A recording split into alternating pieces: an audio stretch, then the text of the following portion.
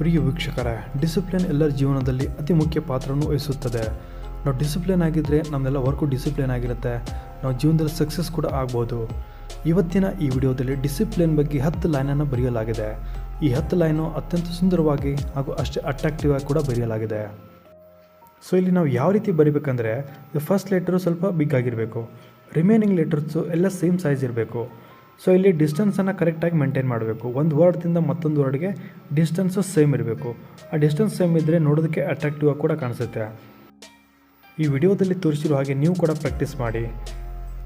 ಈ ಡಿಸಿಪ್ಲಿನ್ ಕುರಿತು 10 ಲೈನನ್ನು ಲಾಸ್ಟಿಗೆ ನಾನು ಇಮೇಜ್ ಹಾಕಿರ್ತೀನಿ, ಆ ಸ್ಕ್ರೀನ್ಶಾಟ್ ತೆಗೆದುಕೊಂಡು ನೀವುಗಳು ಕೂಡ ಪ್ರಾಕ್ಟೀಸ್ ಮಾಡಿ.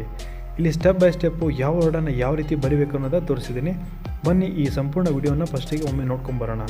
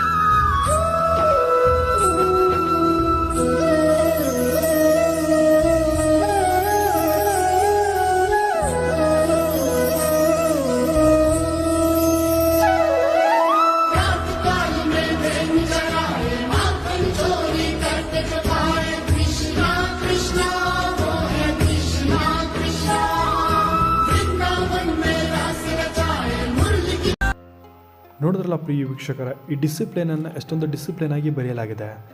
ಈ ಡಿಸಿಪ್ಲಿನ್ ಬಗ್ಗೆ 10 ಲೈನ್ ಬರೆದಿರೋದು ನಮ್ಮ ಶಾಲೆಯ ವಿದ್ಯಾರ್ಥಿನಿಯಾದ ಕುಮಾರಿ ಸಂಜನಾ ಹುಣಸಿಕಟ್ಟಿ, 10ನೇ ತರಗತಿಯಲ್ಲಿ ಓದುತ್ತಿದ್ದಾಳೆ. ಪ್ರಿಯ ವೀಕ್ಷಕರ, ನೀವು ಕೂಡ ಇದನ್ನು ಪ್ರಾಕ್ಟೀಸ್ ಮಾಡ್ಬೋದು. ಇಲ್ಲಿ ಹಾಕಿರೋ ಇಮೇಜನ್ನು ತೆಗೆದುಕೊಂಡು ಸ್ಕ್ರೀನ್ಶಾಟ್ ತೆಗೆದುಕೊಂಡು ನೀವುಗಳು ಕೂಡ ಪ್ರಾಕ್ಟೀಸ್ ಮಾಡ್ಬೋದು. ಪ್ರಾಕ್ಟೀಸ್ ಮಾಡುವಾಗ ಪೆನ್ಸಿಲ್ನಿಂದ ಪ್ರಾಕ್ಟೀಸ್ ಮಾಡಿ. ಒನ್ಸ್ ನಿಮ್ಮ ಗ್ರಿಪ್ ಸಿಕ್ಕರೆ ಆಮೇಲೆ ಪೆನ್ನಿನಿಂದ ನೀವು ಬರೀಬೋದು. ಪ್ರಿಯ ವೀಕ್ಷಕರ, ಈ ವಿಡಿಯೋನ ಇಲ್ಲಿಗೆ ಮುಗಿಸ್ತಾ ಇದ್ದೀನಿ. ಈ ವಿಡಿಯೋ ನಿಮಗೆ ಇಷ್ಟ ಆಗಿದ್ದರೆ ದಯವಿಟ್ಟು ಲೈಕ್ ಮಾಡಿ, ಕಮೆಂಟ್ ಮಾಡಿ, ಹಾಗೆ ಶೇರ್ ಮಾಡಿ. ಇನ್ನಷ್ಟು ಹೆಚ್ಚಿನ ಇಂಟ್ರೆಸ್ಟಿಂಗ್ ವಿಡಿಯೋಗಳಿಗಾಗಿ ಈ ಚಾನಲನ್ನು ಕೂಡಲೇ ಸಬ್ಸ್ಕ್ರೈಬ್ ಮಾಡಿ, ಹಾಗೆ ಪಕ್ಕದಲ್ಲಿ ಕಾಣಿಸ್ತಾ ಇರೋ ಬೆಲ್ ಐಕಾನನ್ನು ಕ್ಲಿಕ್ ಮಾಡಿ. ಎಲ್ಲರಿಗೂ ನಮಸ್ತೆ.